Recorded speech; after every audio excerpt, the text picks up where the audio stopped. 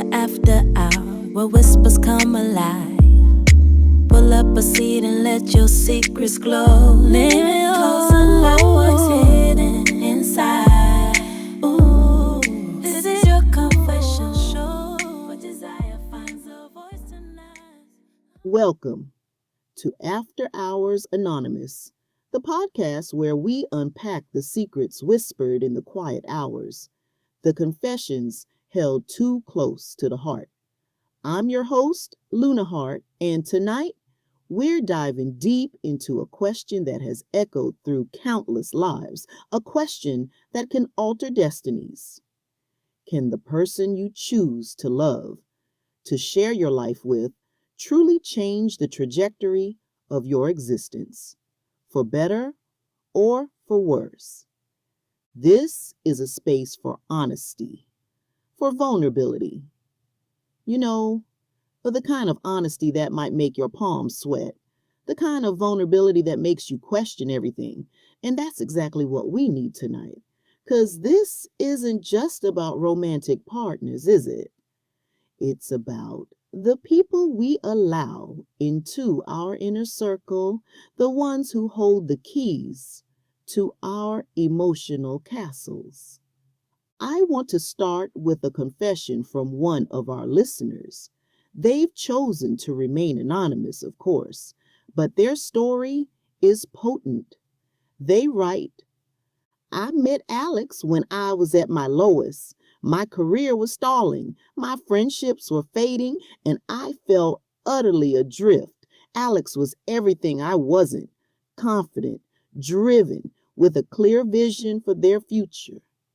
They swept into my life like a whirlwind, and I was captivated. They saw potential in me that I couldn't see myself. They pushed me, challenged me, and slowly, painstakingly, I started to believe in myself again. My career took off, I reconnected with old friends, and I felt a sense of purpose I hadn't experienced in years.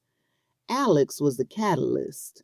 They quite literally pulled me out of a dark abyss and set me on a path I never would have found on my own. I owe them so much, and I know without a shadow of a doubt that my life would be so much smaller, so much dimmer if I hadn't met them. Isn't that incredible? That feeling of being seen, of being uplifted by another person. It's the romantic ideal, isn't it? The partner who is your biggest cheerleader, your muse, your guiding star. And when you find that, it feels like winning the lottery of life. They don't just add to your life, they transform it. They unlock parts of you that were dormant, parts you didn't even know existed. They can be the gentle nudge that propels you forward, the unwavering belief that helps you weather storms. But here's where we need to get real. Because for every story like that, there are others that tell a different tale, a darker one. The same question, the same profound impact, but with a devastating outcome.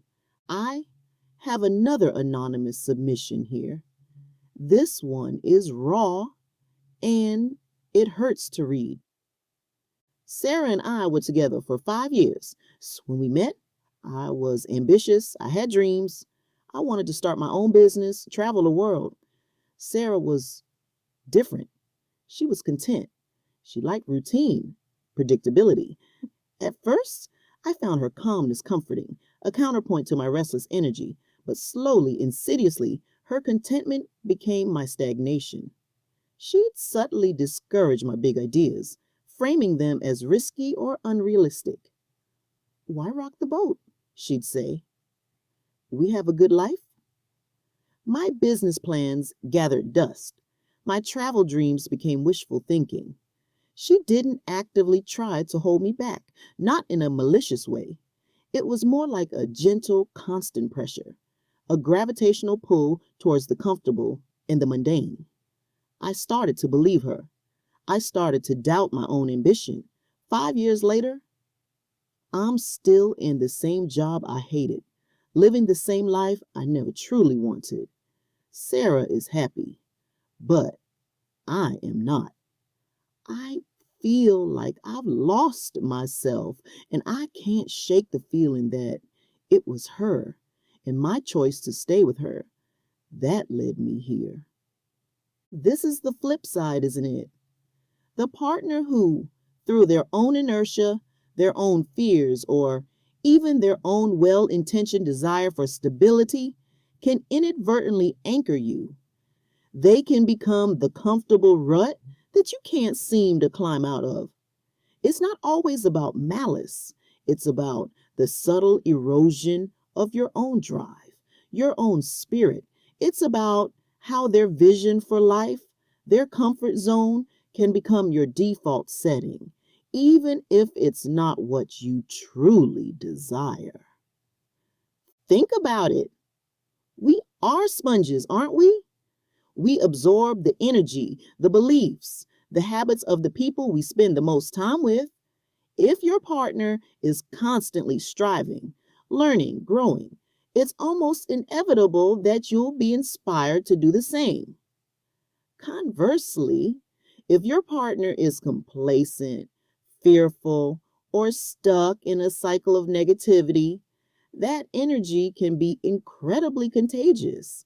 And it's not just about career or big life goals, it's about the everyday. Do they encourage you to eat healthier, to exercise, to pursue hobbies that bring you joy? Or do they subtly nudge you towards unhealthy habits, towards passive entertainment, towards a life lived in neutral? It's also about the internal landscape. Do they challenge your negative self talk? Do they help you see your own strengths when you're feeling weak? Or do they inadvertently reinforce your insecurities, making you doubt your own worth?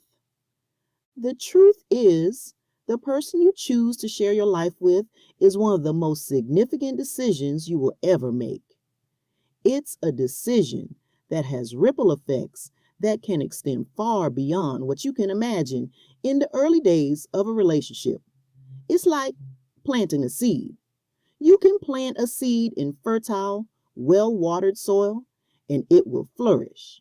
Or you can plant it in rocky, barren ground and it will struggle to survive, if it survives at all. So, how do we navigate this? How do we choose wisely? How do we ensure that the person we choose is a force for positive change rather than a drag on our potential? Sometimes I wonder if we give too much credit to fate. People love saying, everything happens for a reason.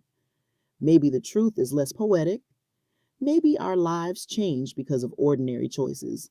A dinner we almost canceled, a text we almost ignored, a stranger who slowly became the person sitting across from us every evening. We spend years believing we're steering our own story, never noticing that someone else's habits have quietly become our own. Their fears become our fears. Their confidence becomes our confidence. Their limits become our limits. Or their courage becomes contagious. Love has a strange way of blurring the line between who we are and who we're becoming. That's why the most dangerous relationships aren't always abusive. Sometimes they're simply comfortable. Comfort can feel like peace, but comfort can also quietly collect interest. There are people who make your world larger every year you know them. There are others who slowly convince you that smaller is safer. Neither transformation happens overnight. That's what makes it so difficult to recognize until one ordinary morning you wake up and realize you've been living someone else's version of your life. Maybe that's the real question tonight. When the person beside you looks toward the future, does it make you curious or does it make you settle? Because whoever shares your life doesn't simply witness your story, Little by little, they help write it. And finally, communication is key.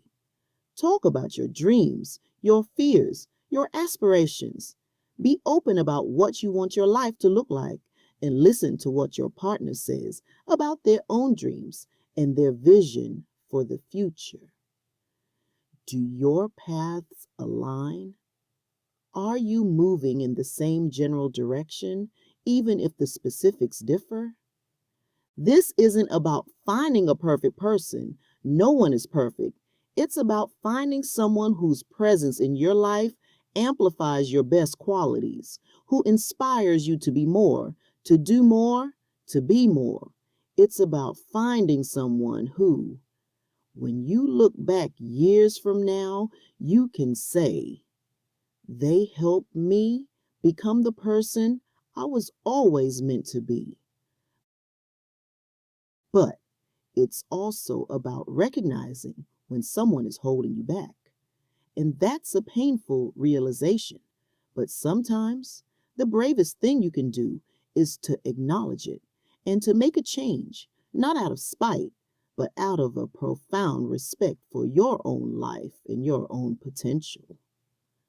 I want to open the floor to you, our listeners. This is After Hours Anonymous. Your stories are what make this show resonate. Have you experienced a partner who changed your life for the better or for the worse? What are the signs you look for? What advice would you give to someone trying to make this crucial decision? Every night, another confession finds its way into my inbox. Some arrive with hope, some with regret. All of them carry a truth that was too heavy to keep hidden. If there's a secret you've never said out loud, a choice that changed your life, or a story that's been keeping you awake, you can write to me at afterhoursconfessions@outlook.com.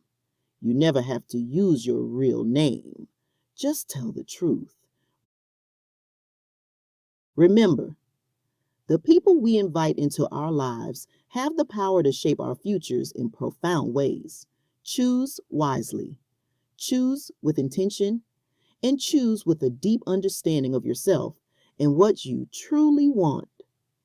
Thank you for spending this time with me and for trusting me with these stories.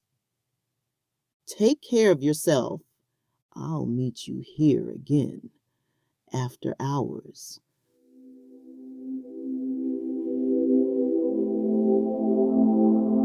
After hours almost.